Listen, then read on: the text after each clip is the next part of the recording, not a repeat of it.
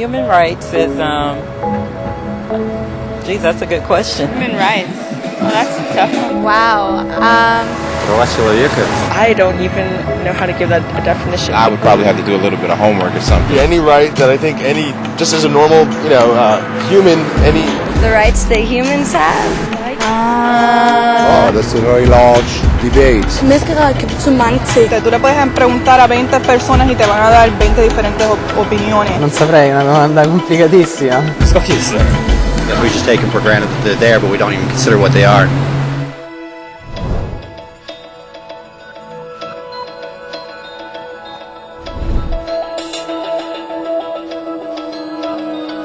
Los derechos humanos son los derechos que simplemente tienes por el hecho de ser humano. Es la forma en que instintivamente esperas que se te trate y el trato que mereces como persona, como el derecho a vivir en libertad, a expresar tus pensamientos y a ser tratado con igualdad. Hay muchos tipos de derechos. La mayoría es aplicable a ciertos grupos. Pero los derechos humanos son los únicos que corresponden absolutamente a todos, en todas partes. Significa niños, personas mayores, gente pobre, basquetbolistas, recolectores de basura, cantantes de rap, maestros africanos, indios, albanos, cristianos, musulmanes, cabalistas, ateos, tu mamá, tu papá, el vecino y tú mismo. Todos tienen exactamente los mismos derechos humanos. En otras palabras, son universales. Pero la pregunta sigue en pie.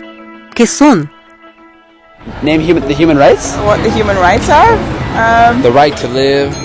Equality between all peoples. Right to religion, the right to...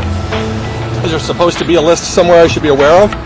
De acuerdo con las Naciones Unidas hay un total de 30 derechos humanos que generalmente se agrupan y sencillamente se llaman derechos humanos.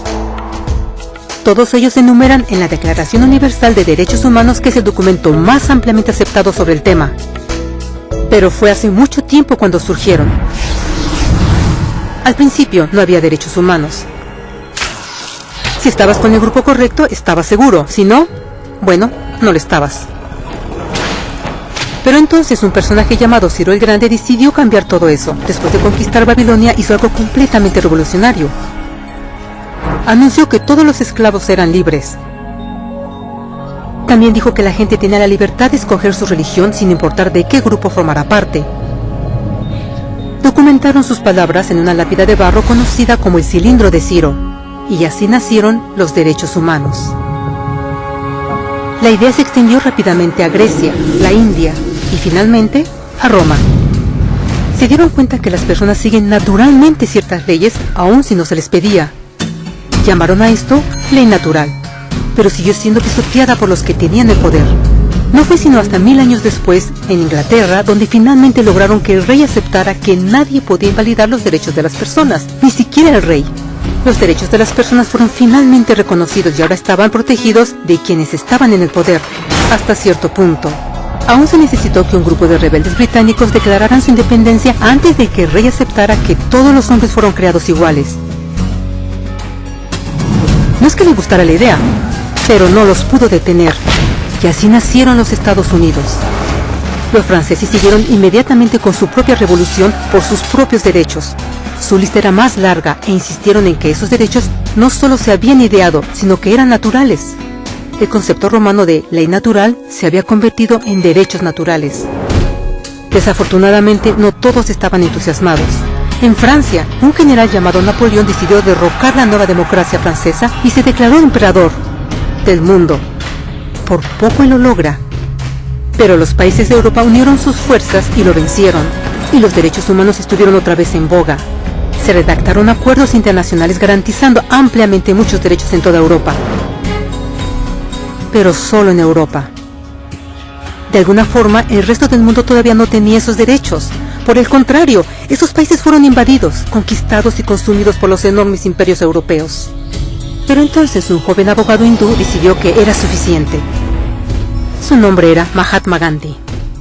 Y ante la violencia insistió que toda la gente en la tierra tenía derechos, no solo en Europa. Finalmente incluso europeos empezaron a estar de acuerdo. Pero no iba a ser fácil. 2 guerras mundiales surgieron. Hitler exterminó la mitad de la población judía de la tierra en horribles campos de concentración nazis. En resumen, 90 millones de personas murieron. Los derechos humanos nunca habían estado tan terriblemente cerca de la extinción. Y el mundo nunca había estado tan desesperado por un cambio. Así los países se unieron y formaron las Naciones Unidas. Su propósito básico era reafirmar la fe en los derechos humanos fundamentales, en la dignidad y el valor del humano. Pero, ¿qué son los derechos humanos? ¿Eran las proclamaciones de Zero, las leyes naturales de Roma, las declaraciones de Francia? Todos parecen tener una idea un tanto diferente de lo que los derechos humanos deben ser. Pero bajo la supervisión de Eleanor Roosevelt, finalmente estuvieron de acuerdo en un grupo de derechos para todos absolutamente. La Declaración Universal de Derechos Humanos. El concepto francés de derechos naturales se había convertido finalmente en derechos humanos. Así, en resumen, primero solo unas cuantas personas con suerte tenían algunos derechos, hasta que una de estas personas decidió, oye, otras personas también deberían tener algunos derechos, lo cual fue grandioso, excepto que no todos estuvieron de acuerdo, y solo costó unos cuantos miles de años de lucha, declaraciones y más lucha hasta que todos finalmente aceptaron que los derechos humanos deberían ser para todos, y vivieron felices por siempre. Excepto por un pequeño problema. Si la gente tiene el derecho a alimentación y cobijo, ¿por qué 16.000 niños están muriendo de hambre cada día? ¿Uno cada 5 segundos? Si la gente tiene libertad de expresión, ¿por qué miles están en prisión por expresar sus ideas? Si la gente tiene derecho a la educación, ¿por qué más de 1.000 millones de adultos son incapaces de leer? Si la esclavitud ha sido abolida realmente, ¿por qué 27 millones de personas viven hoy en esclavitud? ¿Más del doble que en 1800? El hecho es que cuando se firmó la Declaración Universal de Derechos Humanos, no tenía la fuerza de la ley. Era opcional. Y a pesar de muchísimos documentos, convenciones, tratados y leyes, no eran más que palabras en papel. Así que la cuestión es, ¿quién hará que esas palabras sean una realidad?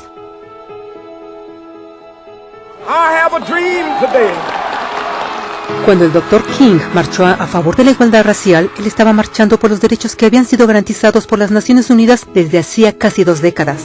Pero de todas maneras, él marchó. Cuando Nelson Mandela defendió la justicia social en los años 90, su país había acordado ya abolir tal discriminación de casi 40 años. Pero de todas maneras él luchó. Esos que luchan hoy contra la tortura, pobreza y discriminación no son gigantes o superhéroes. Son gente común. Niños, madres, padres, maestros, individuos de pensamiento libre que no están de acuerdo en estar en silencio, que reconocen que los derechos humanos no son una lección de historia, no son palabras en una hoja de papel, no son discursos, campañas comerciales o de relaciones públicas. Son las elecciones que hacemos cada día como seres humanos.